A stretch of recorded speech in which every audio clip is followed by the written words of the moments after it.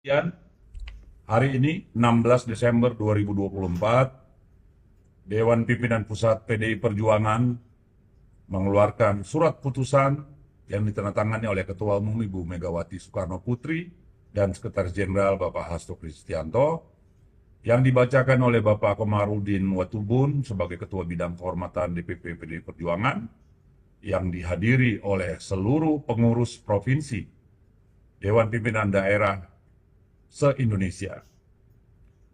Ini tidak tiba-tiba keputusan untuk mengeluarkan Bapak Joko Widodo, anak beliau Gibran Rakabuming Raka, dan menantu beliau Bobi Afif Nasution dari keanggotaan PD Perjuangan adalah melalui sebuah proses yang sangat panjang.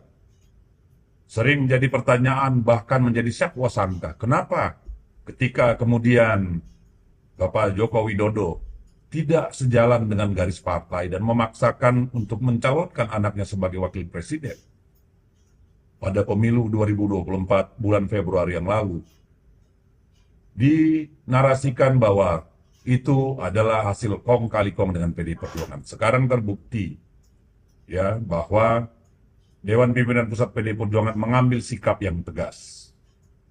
Perlu saudara-saudaraku semua se-Indonesia mengetahui bahwa mengapa dilakukan setelah kontestasi pemilu legislatif dan pemilu presiden bulan Februari dan pemilu kepala daerah pada 27 November yang lalu baru disampaikan soal pemecatan ini.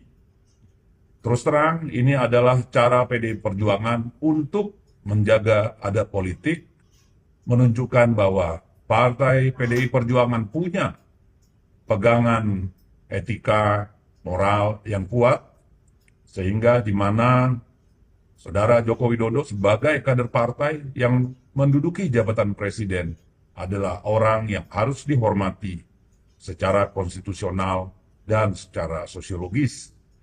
Oleh karena itu, keputusan ini diambil setelah perhelatan kontestasi pemilu baik nasional maupun daerah selesai, sehingga tidak bisa diinterpretasikan sebagai sebentuk katakanlah sikap yang tidak tepat dari PDI Perjuangan. Tetapi Dewan Pimpinan Pusat menunjukkan bahwa partai ini memang menjaga teguh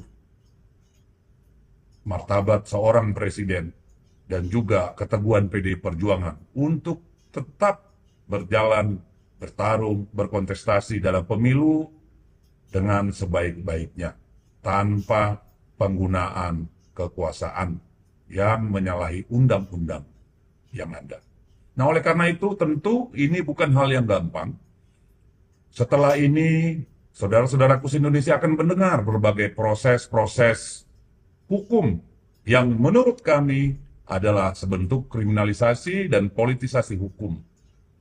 Ini akan dihadapi oleh PDI Perjuangan karena partai ini sudah dibuktikan oleh sejarah mampu menghadapi badai, solid menghadapi guncangan, dan tentu teguh memegang prinsip-prinsip etika dan moral politik maupun konstitusi.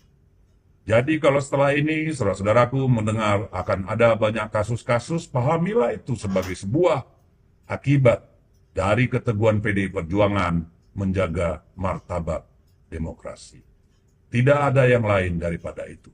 Kami mendukung proses hukum yang jernih berdasarkan hukum. Bukan berdasarkan pesanan, bukan berdasarkan keinginan untuk menaklukkan lawan-lawan politik atau orang-orang yang berseberangan melalui hukum semau-maunya.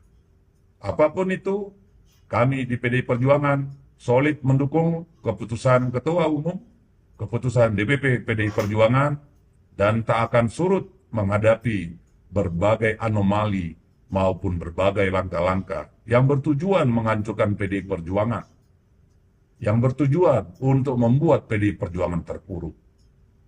Tidak lama lagi tahun depan akan ada proses Kongres PDI Perjuangan dan tentu menuju ke sana akan terjadi banyak guncangan-guncangan politik. Lagi-lagi kami menegaskan bahwa kami akan menghadapi apapun upaya pihak luar yang ingin menghancurkan PDI Perjuangan. Sebab PDI Perjuangan adalah partai yang legal, partai yang dibekali oleh sejarah, partai yang dibekali oleh dukungan rakyat yang cukup signifikan, 3 kali memenangkan pemilu legislatif secara berturut-turut, dan pernah menjadi partai yang belum pernah dilewati oleh siapapun memenangkan pemilu legislatif lebih dari 30%. Itu semua karena dukungan dari para pemilih PDI Perjuangan, untuk siapa kami berterima kasih, dan kami tetap mohon dukungannya menghadapi badai yang sangat kuat ini.